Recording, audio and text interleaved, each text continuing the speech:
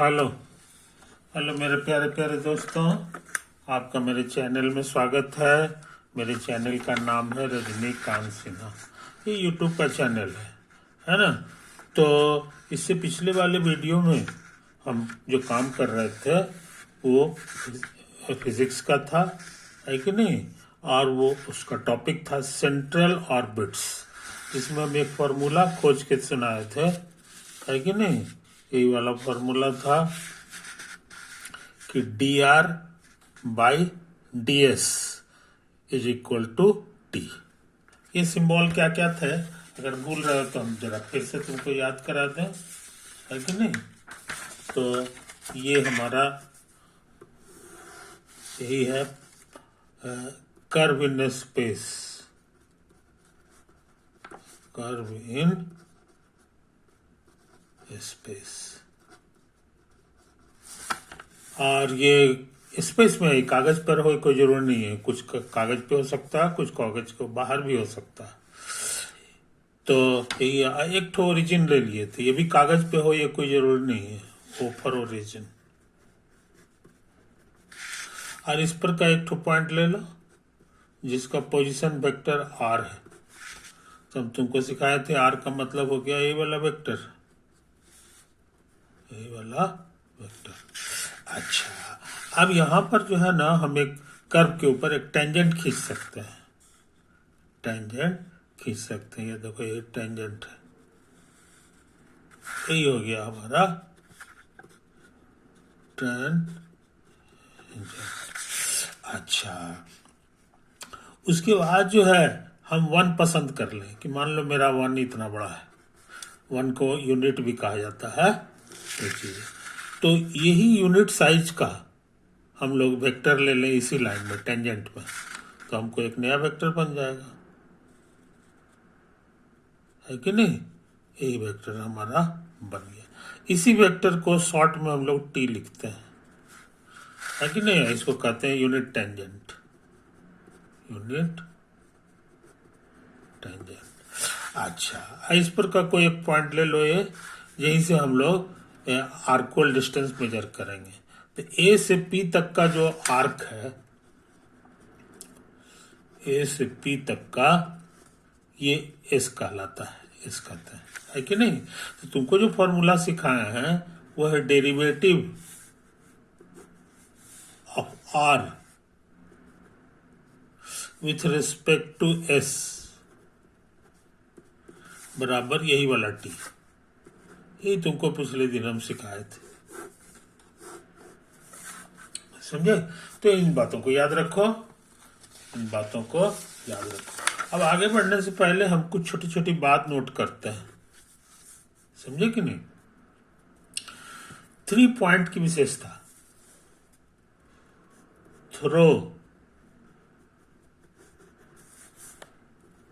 any 3 points we can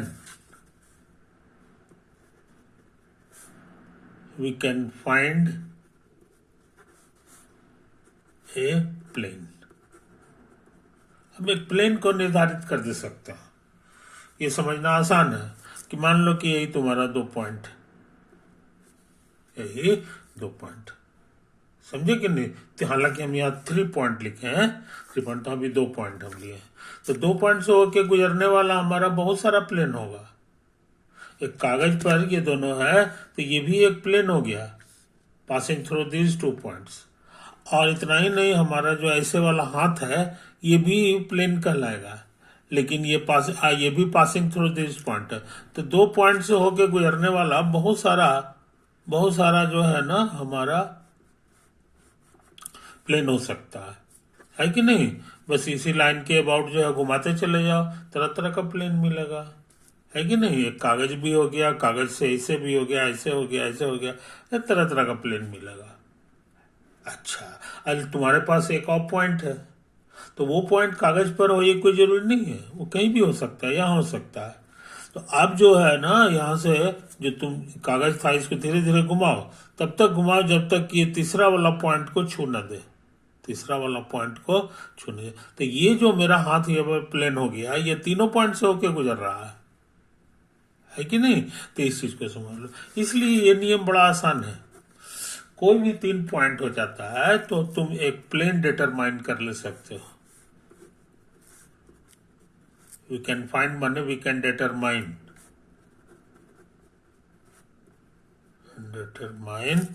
A plane जो तीनों जगह से गुजरेगा। समझे कि नहीं, ये चीज है। अच्छा, दूसरा इंपॉर्टेंट पॉइंट क्या है कि मान लो कि तीनों पॉइंट तुम्हारा इसी प्लेन पर है, एक ये है, एक ये है, एक और तुम्हारा ये है, ए है, बी है और सी। इसको ऐसे ऐसे मिला दो, ए बी को, और इसका मिडिल पॉइंट ले लो और मिडिल पॉइंट पर परपेंडिकुलर ड्रॉ कर दो।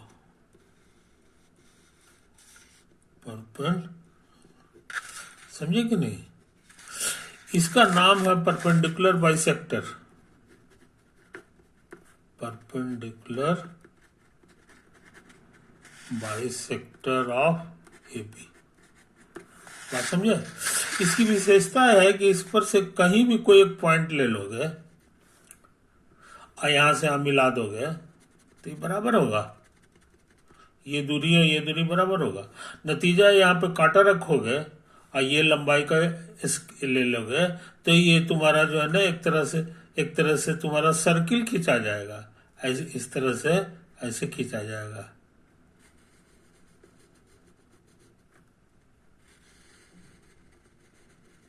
आई बात समझ में। तो ये चीज है जिसका सेंटर ये होगा, सेंटर एक पॉइंट है, तो कहीं भी इसका एक पॉइंट ले लो तो सेंटर बना दोगे तो तुम एक सर्किल खींच दे सकते हो। सर्किल इसी तरह का तमाशा यहां भी कर दो।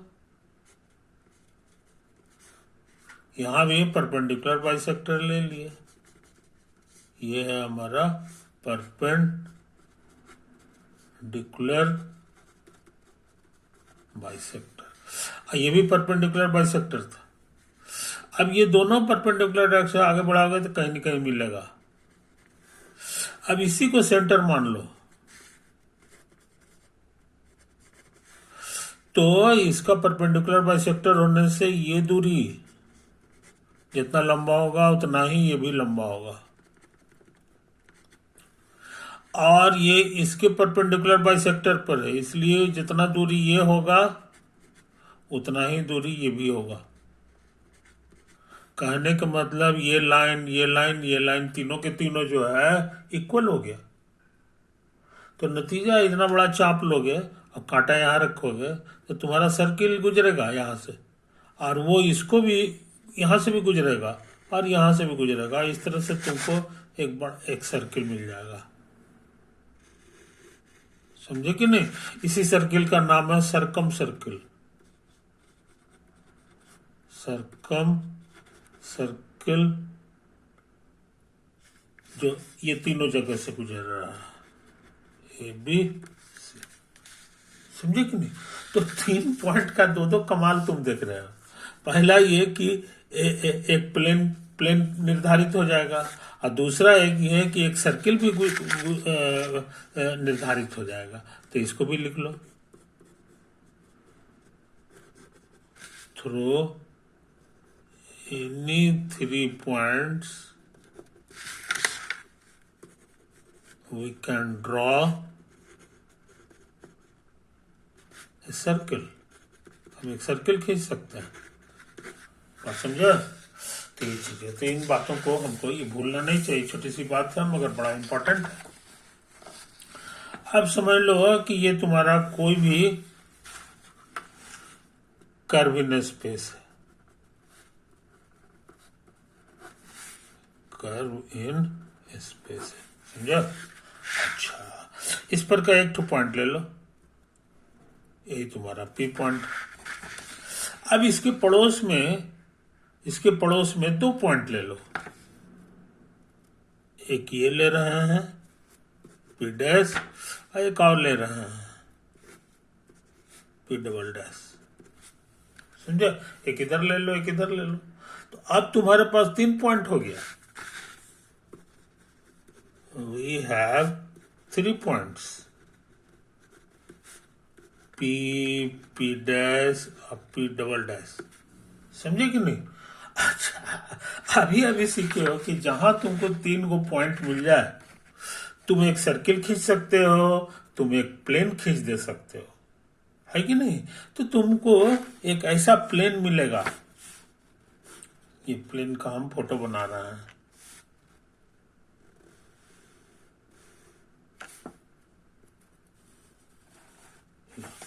ये प्लेन जो हो गया,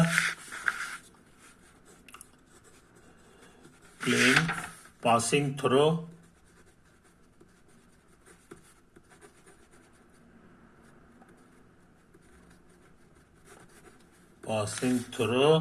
थ्री पॉइंट्स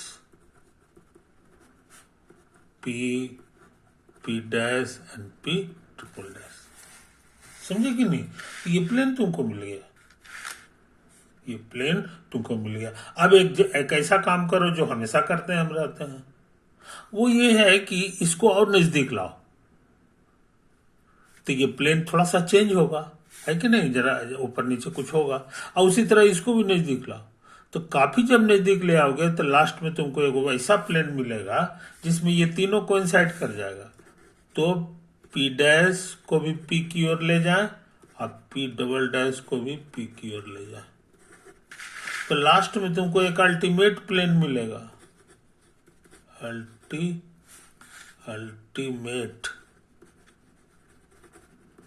प्लेन मिलेगा। समझे कि नहीं? और उसी प्लेन का नाम है कॉल्ड द ऑस्कुलेटिंग, इसी प्लेन का नाम है osculating plane. Osculating plane at P. तो ऑस्कुलेटिंग प्लेन क्या होता है तुम जान गए? ऑस्कुलेटिंग प्लेन क्या होता है तुम जान गए, है कि नहीं? तो इस बात को समझ लो।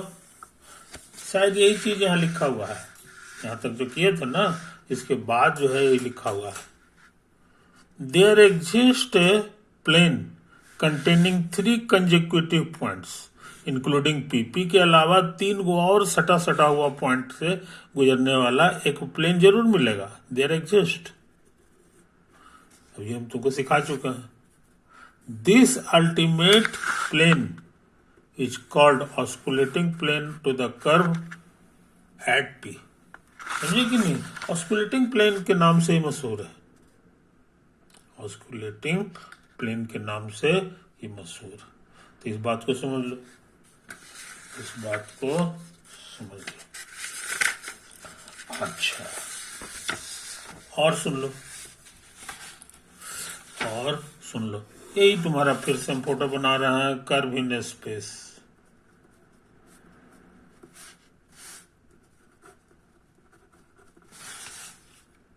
ये हमारा पी पॉइंट है, इसके पड़ोस में 2 पॉइंट और ले लो, एगो पी डैश है और एगो पी डबल डैश। तुमको छियाव सिखाया है, छियाव सिखाएंगे। जहां 3 को पॉइंट मिलेगा तुम एक सर्किल भी बना दे सकते हो, है कि नहीं? तो हम ये काला रंग से जो है एक सर्किल बनाना चाहते हैं। तो वो जो सर्किल होगा वो तुम्हारा इस तरह से एक सर्किल हो गया। ये सर्किल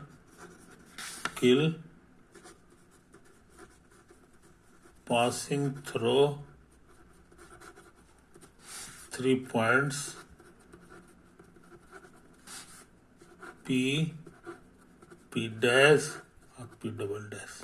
समझे कि नहीं? अब फिर वही पुराना वाला काम कर दे, पुराना वाला काम कर दे।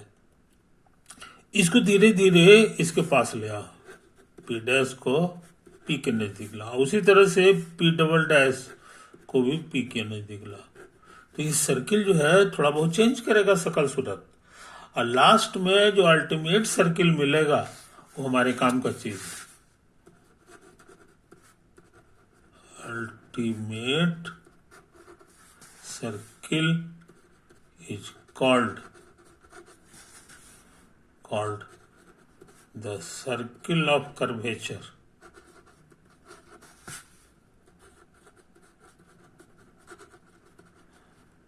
सर्किल ऑफ कर्वेचर, समझे कि नहीं?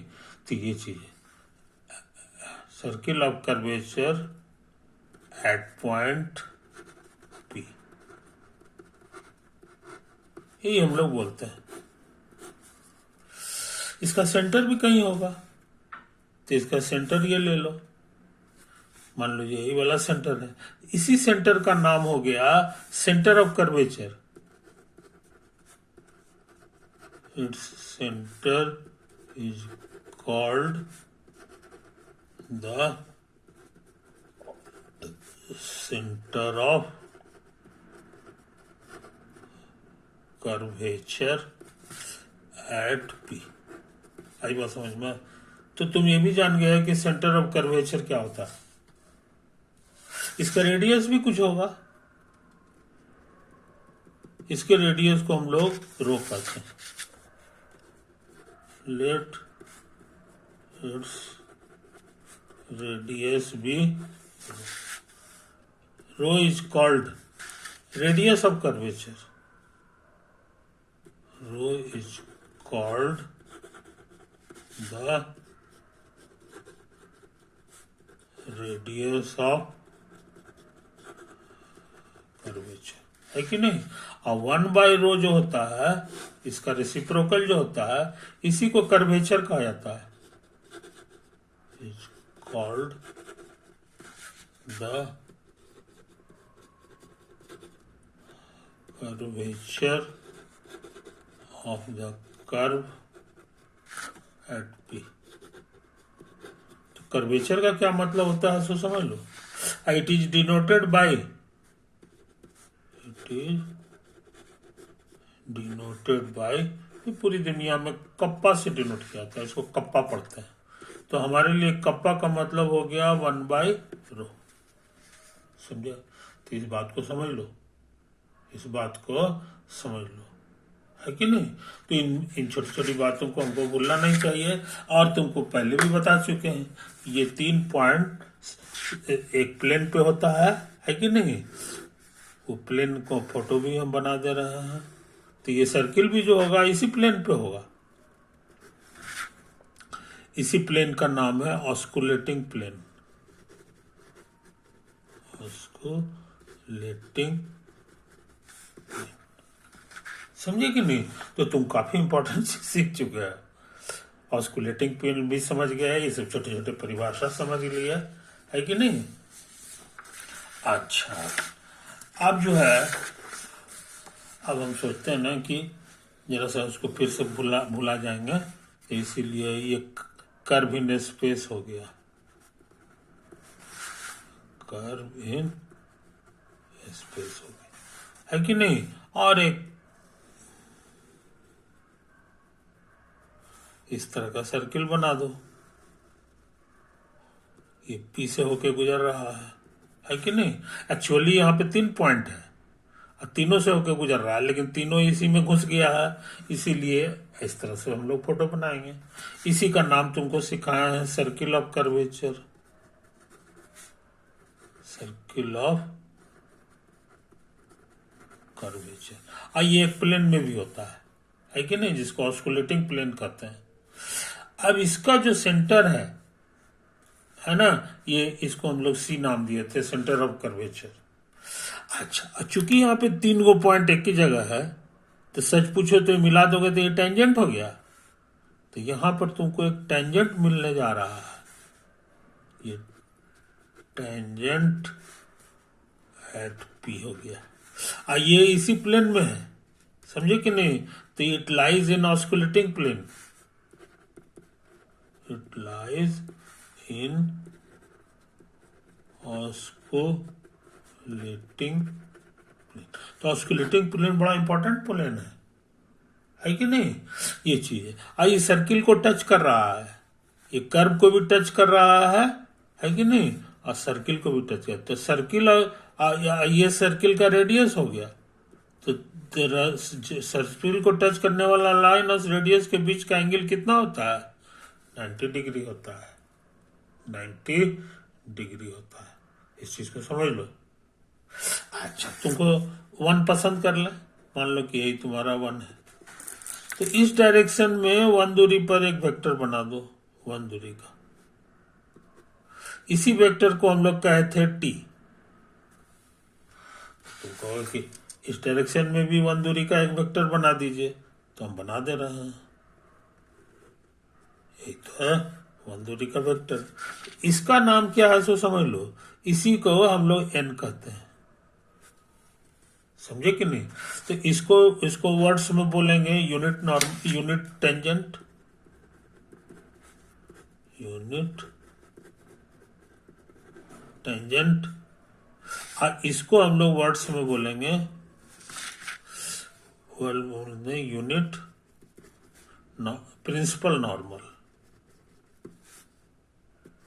प्रिंसिपल नॉर्मल के नाम से मशहूर है, समझे कि नहीं? और याद रहे ये दोनों के दोनों ऑस्कुलेटिंग प्लेन में है, क्योंकि इसी के प्लेन में सारा काम हो रहा है। ये ऑस्कुलेटिंग, यहाँ एन और टी बोथ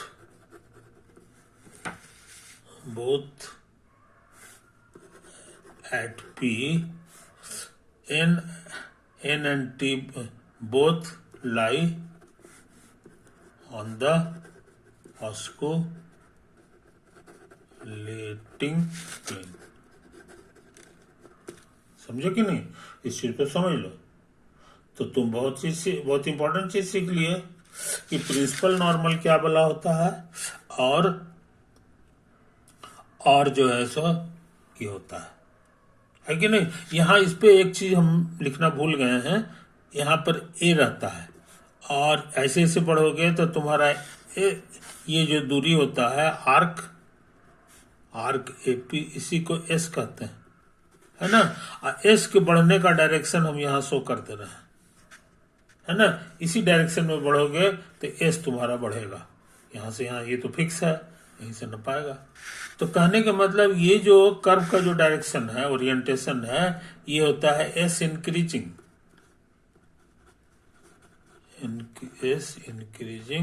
डायरेक्शन। इसी के डायरेक्शन में ही ये हमारा टी है, याद रखो।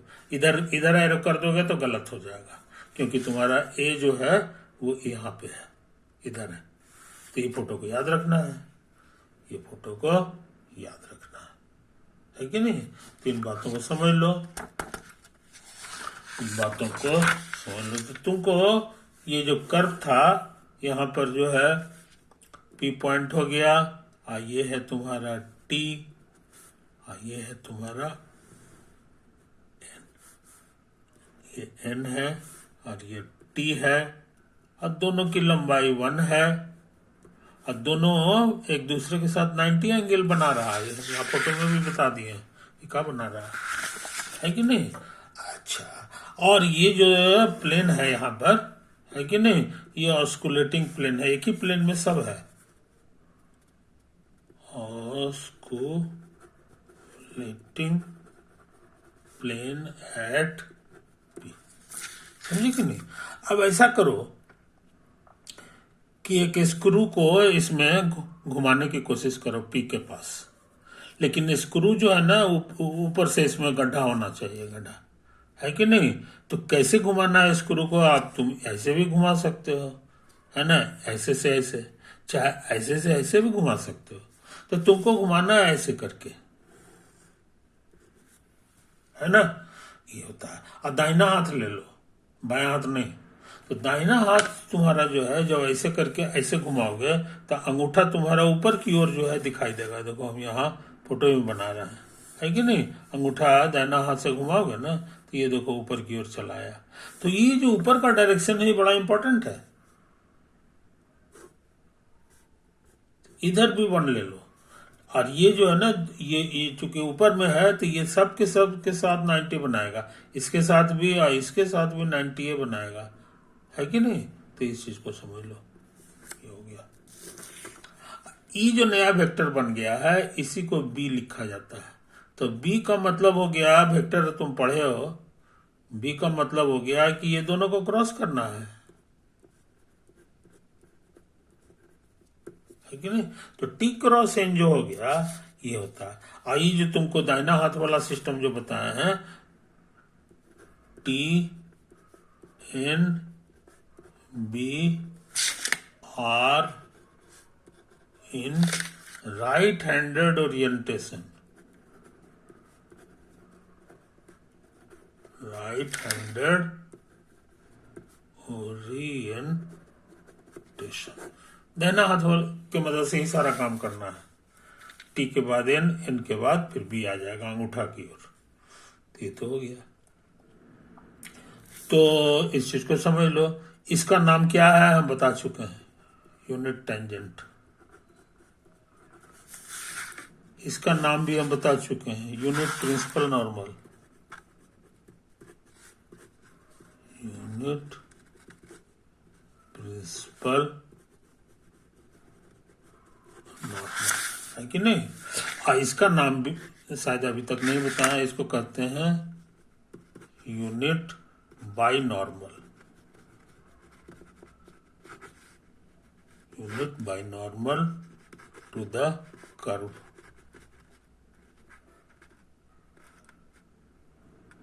To the curve at point P, at point ये सब बोला जाता है, समझे कि नहीं। ये पी हो गया और ये हो गया। ये तुम्हारा कर्व इन स्पेस है, यही तुम्हारा कर्व इन स्पेस। तो स्पेस के कर्व से संबंधित ये तीनों वेक्टर बड़ा इंपॉर्टेंट है, तीनों वेक्टर बड़ा इंपॉर्टेंट है कि नहीं। तो ये चीज शायद इसमें लिखा हुआ है, तो देखो यहां लिखा हुआ है, a line through P on the osculating plane and perpendicular to the tangent at P is called principal normal to the curve at P. Thus, the osculating plane at P contains the tangent at P and principal normal at P. Osculating plane में दोनों रहता है। The straight line through P at right angles to the osculating plane, osculating plane पर जो perpendicular हो गया इसका नाम है binormal at to the curve, है कि नहीं। तो आज हम सिर्फ यहां से लेकर के यहां तक पढ़े हैं, है कि नहीं। अब मेरा वीडियो खत्म होने जा रहा है ना। तो हमको उम्मीद है मेरे दोस्त कि तुम इन बातों को समझ रहे हो और तुमको एक ही फॉर्मूला अभी तक सिखाया है, वो है D R by D S बराबर, ये फॉर्मूला पहले से सीखा हुआ था। और आज के लेक्चर में तुम 2-3 को बढ़िया बढ़िया चीज सीखे हो कि एन का मतलब क्या होता है, बी का मतलब क्या होता है, टी तो हम पहले ही बता ही चुके हैं। और दूसरा तुमको सिखाया ऑस्कुलेटिंग प्लेन, है ना। फिर रो का मतलब क्या होता है, कप्पा का मतलब क्या होता है। रो कहते थे रेडियस ऑफ कर्वेचर, अब कप्पा कहते थे कर्वेचर को। ये कर्वेचर है, ये रेडियस ऑफ कर्वेचर। दोनों के बीच में रिश्ता क्या है सो समझ लो, ये 1/रो के बराबर होता। तो आज हम इतना ही काम किए हैं, इतना को डाइजेस्ट करो, है कि नहीं। ये चीज है। अब इसके संबंध में फिर आगे ताकत लगाएंगे कुछ और फॉर्मूला खोजने का, ताकि हम सवाल वगैरह बना सकें। Okay, bye.